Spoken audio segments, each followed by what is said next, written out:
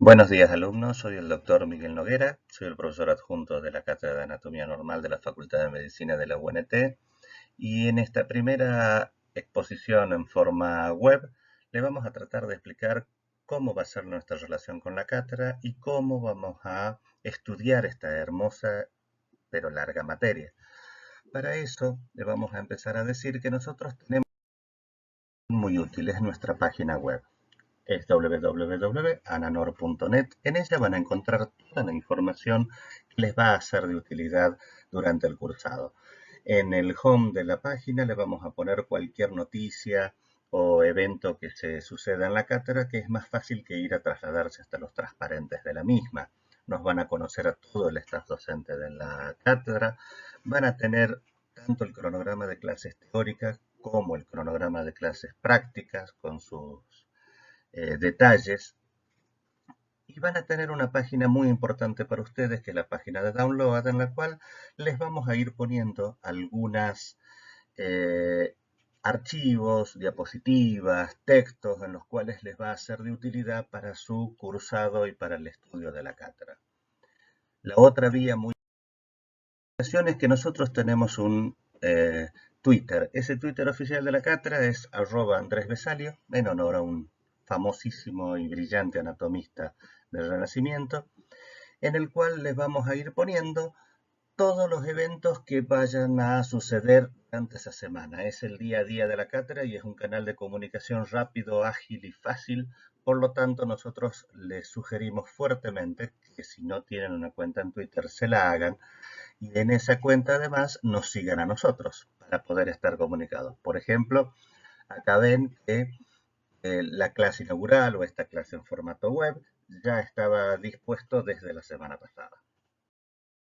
Actividades van a tener ustedes en la cátedra? Si bien ha sido ya el jefe de cátedra, el profesor Braín, habrá ahondado en esto, recordemos que nosotros vamos a tener actividades de clases teóricas similares a las que se encuentran en cualquier otra de las materias de la facultad, mostraciones en las cuales un auxiliar estudiantil les va a mostrar lo que se ve o lo que necesitan ver del práctico de esa semana y les va a aclarar bastantes dudas.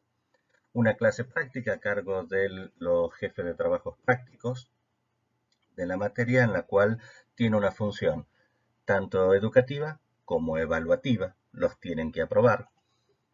Y vamos a tener algunos eventos separados que van a ser cursos o seminarios sobre temas que les interese a ustedes. Muchas veces son a propuestas de ustedes, otras que nosotros consideramos que necesitan un poco más de atención y de detalle en algunos temas, se los vamos a ofrecer fuera del horario habitual, tratando de que no coincida con ninguna de sus otras actividades académicas. Empezamos por ahora cómo estudiamos anatomía. Y anatomía la podemos comparar, si nosotros queremos hacer un parangón, con un auto. No sé para ustedes, pero para mí un auto es algo bastante complejo. Imagínense, si un auto es complejo, ¿qué tan complejo puede ser el cuerpo humano? Entonces esa clase puede ser bastante larga. Es lo único que tiene anatomía. Es bastante larga. No es difícil, no es extraordinariamente compleja. Hay muy pocos temas de anatomía que realmente uno los tiene que entender, pero sí tiene un problema. Es grande, es larga, es extensa. Si nosotros queremos estudiar la anatomía de un auto, ¿cómo podríamos hacer para hacerlo sencillo? Muy fácil. Lo desarmamos en piecitas. Y ahora estudiamos cada una de esas piecitas. Fíjense en ese auto. Miren la cantidad de piecitas que hay. Solo saber los nombres ya es complicado. Imagínense si además tenemos que aprender las características de cada una de esas piezas, lo cual lo hace bastante largo. Bueno, entonces veremos cómo estudiamos. Una de las formas más sencillas de estudiar anatomía, ¿cuál es? Y verlas parte por parte. Separamos esas piecitas, vemos cada una de las partes y analizamos una a una las partes. También otra forma es agruparla por donde están, ver por regiones. En el caso del auto veremos y todo lo que está en el habitáculo, todo lo que está en el baúl, todo lo que está en el chasis, todo lo que está debajo del capot. Esa es una forma de verlo. ¿Para qué? Para tratar de hacerlo más fácil a su estudio. En el caso del cuerpo humano vendría a ser Vemos todo lo que está en la cabeza, todo lo que está en el miembro superior, en el miembro inferior, en el abdomen, en la pelvis, en el tórax, etc. O también lo podemos separar por sistemas. Y es una agrupación de órganos que cumplen una misma función. En el caso de la analogía con el auto sería, vemos el sistema eléctrico, vemos el sistema hidráulico, el sistema de combustión. Bueno, en nosotros vamos a ver, por ejemplo, el sistema digestivo, el sistema respiratorio, el sistema cardiovascular, etc. Ese es un tipo de anatomía que se llama anatomía sistemática. Porque la anatomía se compone de varias partes. Nosotros vamos a hacer más énfasis en algunas que en otras, pero hay muchas formas de estudiarla y de verla. Por ejemplo, una de las formas es la anatomía descriptiva, la anatomía topográfica, la anatomía funcional, la anatomía imagenológica, la anatomía clínica. Todas ellas van a encontrarlas dentro del temario del corriente año. Ya vamos a entrar en detalle qué son cada una de ellas. Pero además de estas, hay muchas otras formas de estudiar anatomía. ¿Sí? Tenemos una anatomía evolutiva, anatomía del desarrollo, anatomía artística, anatomía aplicada, anatomía quirúrgica, anatomía... Veamos en detalle qué es cada una de ellas. La anatomía descriptiva, que es hacer una descripción de algo.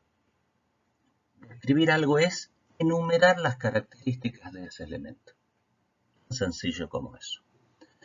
Para ello tenemos que ponernos de acuerdo en que si nosotros queremos enumerar las características de una mano, no va a ser lo mismo la mano de un bebé, la mano de un niño, la mano de un adulto, la mano de una mujer, la mano de un hombre. Entonces tenemos que ponernos de acuerdo de quién estamos hablando cuando hablamos en general en anatomía. Y eso se basa en lo que nosotros llamamos el sujeto anatómico ideal. Es decir, si el libro les describe algo sin hacerle ninguna aclaración, es decir, no dice específicamente es un hombre, es una mujer, es un niño, es un adulto, es un anciano, entonces a menos que se aclare específicamente, ese sujeto anatómico ideal va a ser un varón de 1,80 m de altura, de 80 kilos de peso. También va a referirse a la anatomía cadavérica, a menos que se aclare, en el vivo, tal cosa. Y si está describiendo un órgano o un miembro, en la figura de los libros siempre aparece el órgano derecho, por convención. Veamos ahora cómo sería la descripción de ese sujeto anatómico tipo. Anatomía descriptiva. Y entonces en la anatomía descriptiva habíamos dicho que era enumerar las características de un determinado elemento. ¿Cuáles son esas características que a nosotros nos interesan? El tamaño. El tamaño puede ser absoluto o relativo. Mide 4 por 10 por 20 centímetros. Eso es absoluto. Pero también puede ser relativo. Por ejemplo, podemos decir, el tamaño del corazón es el tamaño aproximado del puño. Obviamente estamos hablando de la misma persona. Entonces ese es un tamaño relativo. O tal órgano tiene el 50% del tamaño de tal otro. Entonces estamos hablando de un tamaño relativo. Podemos mencionar la forma de ese objeto. Y esa forma va a ser geométrica o comparada. Es decir, tiene una forma de una pirámide triangular, ¿ya? O pirámide cuadrangular. Con eso nos hacemos una idea de cómo puede ser ese determinado elemento. Obviamente es una absoluta convención y una absoluta idea didáctica para entender cómo es la forma. Las formas son mucho más complejas. O también podemos hacer una forma comparada. Podemos hablar 20.000 veces de cómo es la forma del riñón en todos sus ángulos y demás, pero si yo les digo a ustedes, mire, es una forma muy parecida a un haba o un poroto. Y uno, al hacer una comparación con un elemento de la vida diaria, uno se hace más o menos a la idea de cómo existe. Su configuración, es decir, cómo está constituido externa o internamente. Es decir, cuántos bordes tiene, cuántos surcos, cuántas saliencias, cuántas caras. Todo eso nos va a determinar su forma y su configuración externa. La ubicación. Acá la ubicación también puede ser absoluta o relativa. La absoluta es la anatomía topográfica que me dice dónde está cada cosa. Está ubicado en el mediastino anterior. Esa es una forma. Con el correr del año veremos dónde es ese lugar. Y también puede ser, está y es relativa. ¿Qué significa eso? El corazón está ubicado delante del esófago y la bifurcación traqueal, detrás del esternón, entre los pulmones, arriba del diafragma. Al hacer la comparación y la ubicación de todos los elementos que están a la vuelta, uno saca cuál es su ubicación relativa. Las relaciones. ¿Qué significa eso? ¿Cuáles son los órganos vecinos? El estómago en su cara posterior se relaciona en la parte superior con tal órgano, en la parte media con tal otro y en la parte inferior con tal otro. Es una forma de decir con quiénes está en contacto. También es una forma de establecer una ubicación relativa. ¿Qué color tiene? El color es algo importante. Y si bien los libros de anatomía modernos ya aclaran más bien cómo es el color del vivo, en algunos libros todavía existe el color del cadáver. Y a menos que lo aclare, se refiere a una coloración cadavérica. La función.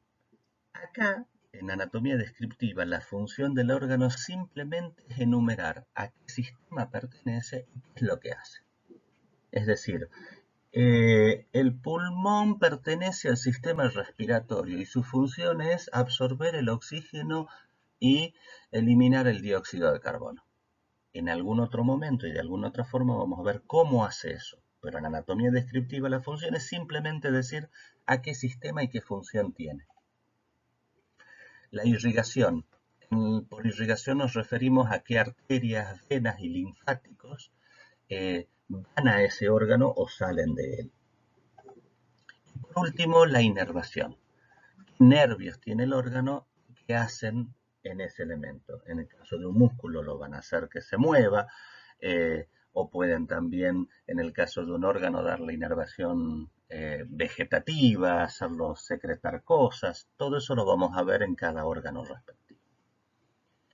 Todas estas enumeraciones son las correspondientes a la anatomía descriptiva. Otro gran tema de anatomía es la anatomía topográfica. Viene del griego, que significa lugar. ¿Qué es lo que hace la anatomía topográfica? Y es parecido a lo que hacemos con un país o con el mapa mundi. Lo que estamos haciendo es trazar un mapa del cuerpo humano. Vamos a hacer la analogía, si lo comparamos con un mapa sería como hacer los países y dentro de los países las provincias, dentro de las provincias los municipios, ¿sí? Es decir, vamos a establecer una serie de lugares convencionales que le vamos a dar un límite respectivo. Es decir, ese límite nos va a decir desde dónde empieza hasta dónde termina una determinada región topográfica. Y después vamos a estudiar todo lo que hay en él. Esos límites pueden ser reales o imaginarios. Puede ser, por ejemplo, como en la figura de la izquierda, un límite convencional, que son líneas imaginarias que están catalogadas con A, B, C y D, que pasan por determinados puntos. Después, durante el año, veremos dónde son esos puntos, pero son líneas imaginarias. O puede ser un límite real. Llega hasta el borde anterior de la tibia, por darles un ejemplo. Llega hasta el pliegue tal de la piel, y esos son un límite real. Una vez que uno ha establecido los límites de esa región, el estudio de la anatomía topográfica se hace de superficie a profundidad. Generalmente lo primero que se estudia es la piel, porque es lo más superficial, y generalmente lo último que tiene una región topográfica es el plano óseo o osteoarticular, es decir, llega hasta esa parte. También hay que ver qué continuidad tiene con otra región, es decir, que la región en la figura de la izquierda marcada como 5 establece relaciones hacia arriba con 2, hacia abajo con 8, hacia la derecha con 4 y hacia la izquierda con 6. Veremos después cuáles son los nombres de cada una de ellas. Es decir, existe en la anatomía topográfica una continuidad. Una cosa se continúa con otra. Acá no se describen los elementos en detalle. En la anatomía descriptiva, cada uno de los elementos que había y que nosotros estudiábamos los describíamos con sumo detalle, con todos esos puntos que le acabamos de ver. Acá no es necesario. ¿Por qué? Porque acá se le da importancia a las relaciones mutuas entre esos elementos. Es decir, cuál es superior a cuál es inferior a cuál está por el lado interno, por el lado derecho, cómo van cambiando a lo largo de esa región topográfica cada una de esas funciones. Es decir, que en la topografía nos ponemos un límite determinado para estudiar en mucha profundidad cómo son las relaciones tridimensionales que existen en los elementos que hay en esa región anatómica. Anatomía funcional. En la anatomía funcional, lo que se ve ahora, que no es función en descriptiva, sino que es la mutua relación que existe entre la estructura y la función de un determinado elemento. ¿Qué significa eso? Tenemos que ver la función tanto del elemento, del órgano, como del sistema.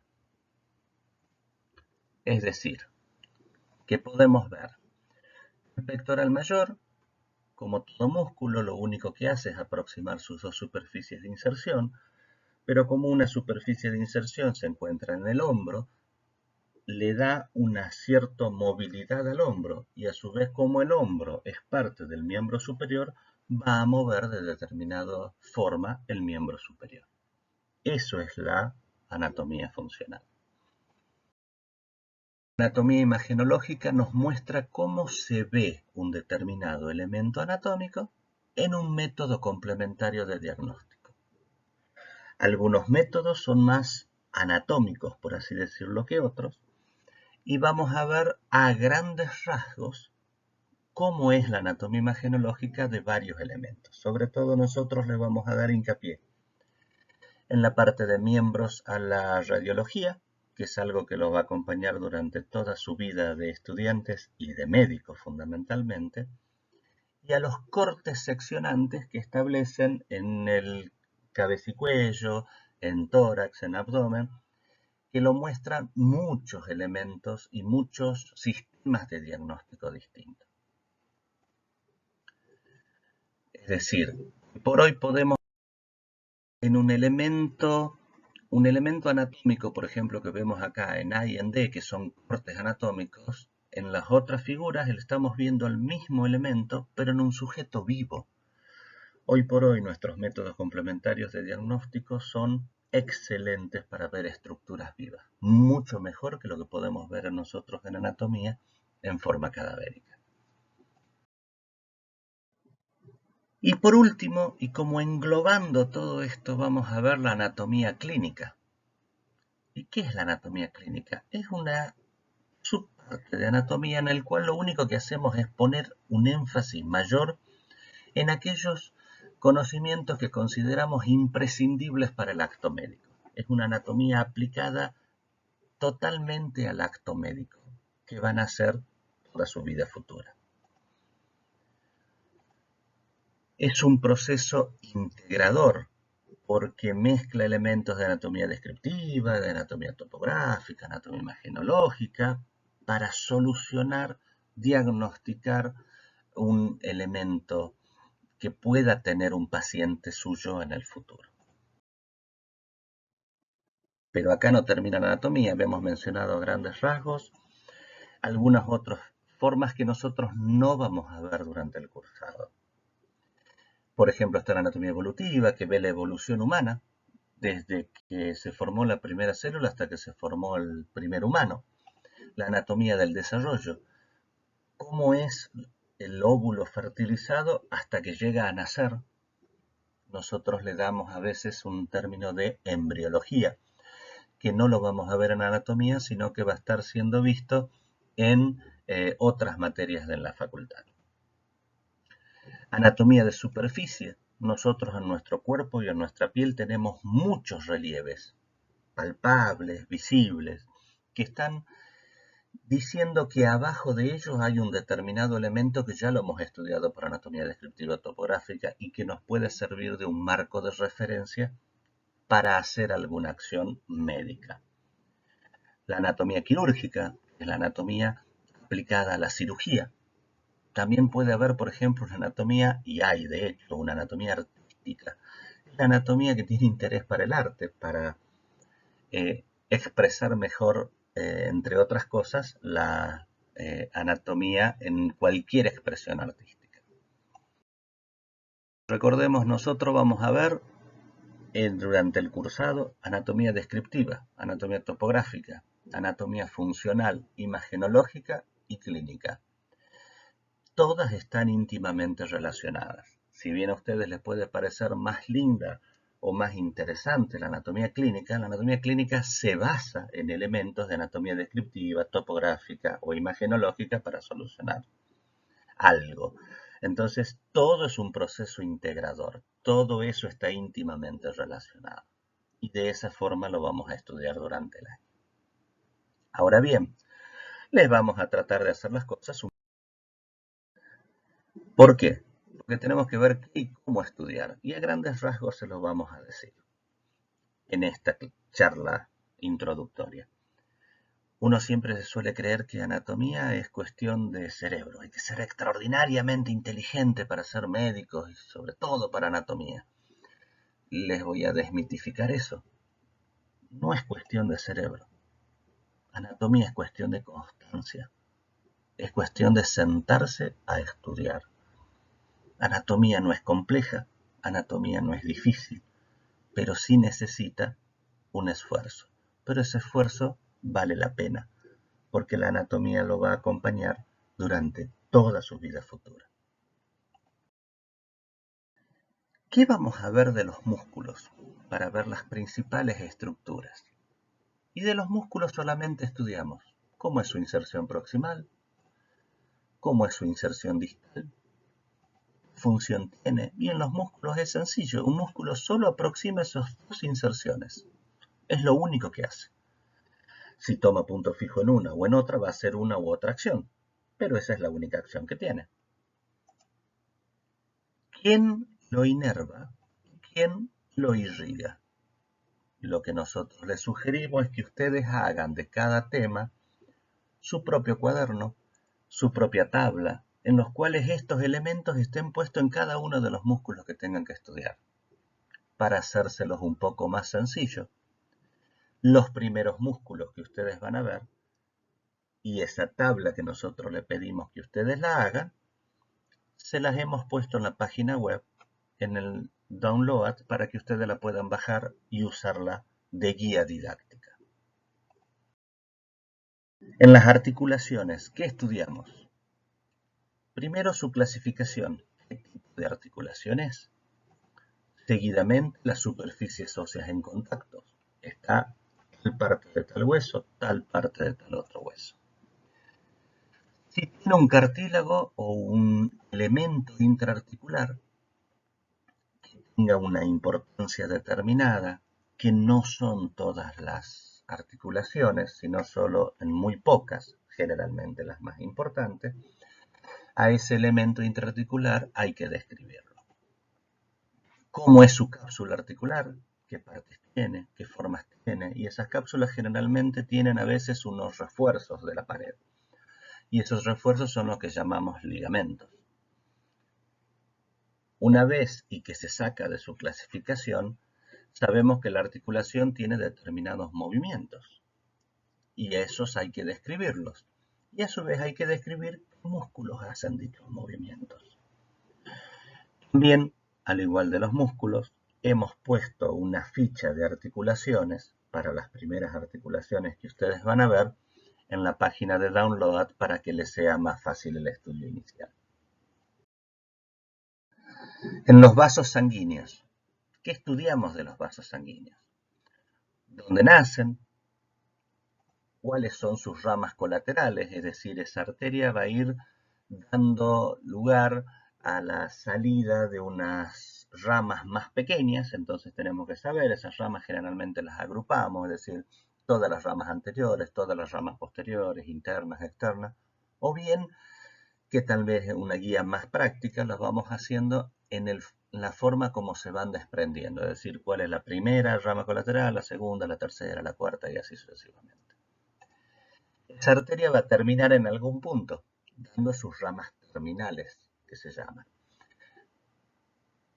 las cuales hay que describirla y también cada una de esas ramas terminales a su vez suelen tener eso como nacimiento y de ahí hay que describir las ramas colaterales de la misma. Y a su vez se describen las anastomosis. Las anastomosis intra y extraarteriales, es decir, si la arteria da un ramo anterior y un ramo posterior que tienen un ramito colateral que se unen entre sí, eso es una anastomosis. Es la unión estructural entre dos vasos sanguíneos que pueden ser de la misma arteria o de distintas arterias. Lo mismo pasa con las venas.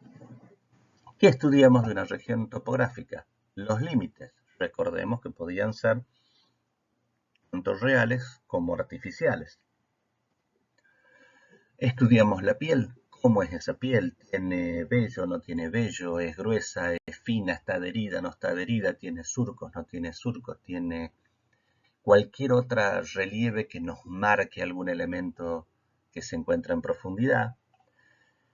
¿Cómo es el celular subcutáneo? Porque en el celular subcutáneo muchas veces van, entre otras cosas, arterias o venas que nos sirven y nos son útiles. ¿Cómo es su aponeurosis? La vamos a ver. ¿Qué son las aponeurosis? Que son una red de tejido conectivo puesto en forma de láminas que separan elementos anatómicos entre sí. La más importante y la más constante de ellas es lo que llamamos aponeurosis superficial, presente prácticamente en todo el cuerpo.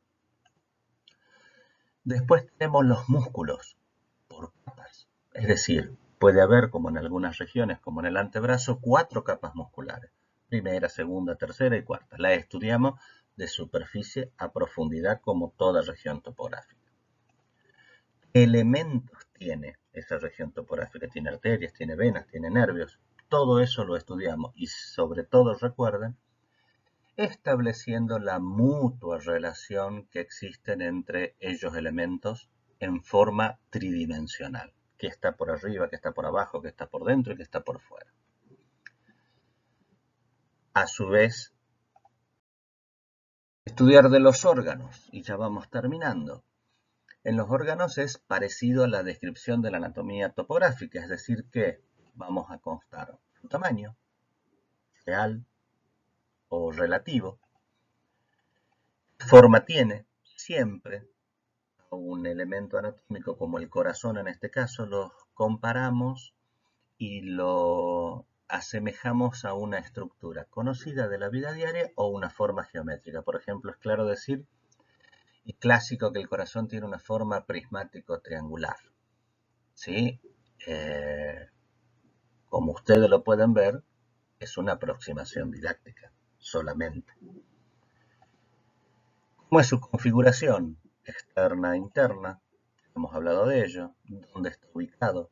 Tanto en forma absoluta en una región topográfica o relativa con los elementos que los rodea, que eso también establecen las relaciones, qué elementos están y qué cosa se contacta con qué cosa. ¿Qué color tiene? ¿Qué función tiene? ¿Qué irrigación tiene y qué inervación tiene?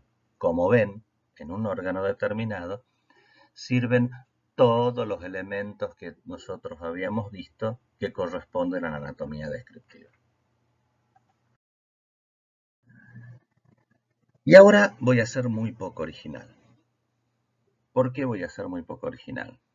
Porque les voy a decir que esta materia es muy importante, que es muy útil, que es muy linda. Y eso se lo van a decir todos los jefes en su clase inaugural de todas las materias que van a ver en la facultad. ¿Por qué? Porque somos docentes enamorados de lo que enseñamos y cada uno de nosotros consideramos que lo que enseñamos es tremendamente importante. Pero muchas veces cada uno de nosotros tiene una óptica distinta. Nosotros, por ejemplo, no nos basamos y vemos fórmulas matemáticas ni fórmulas químicas. No vemos cómo se cultiva cada cosa, ni qué germencitos tiene una cosa u otra, o las características de cada una de ellas. Nosotros vemos y estudiamos en profundidad algo que consideramos mucho más bello, mucho más noble y muchísimo más interesante, que es la anatomía humana. Y en ese cuerpo vemos todo de ella. ¿Sí? ¿Ustedes se imaginan a un médico el día de mañana no conociendo anatomía? No, nosotros tampoco. No nos imaginamos un médico que no conozca anatomía. Todas las especialidades médicas utilizan en mayor o menor medida conocimientos anatómicos. ¿Hay algunas materias más anatómicas que otras? Sí, es verdad. ¿Hay algunas especialidades más anatómicas que otras? Sí, es verdad. Pero todas usan la anatomía. Así que no quiero que dentro de unos años haya algo como esto en algún lado que diga que algún paciente de ustedes tuvo un problema grave porque no sabían anatomía. Gracias y les damos la bienvenida a esta hermosa y bella materia y les deseamos éxitos durante el año.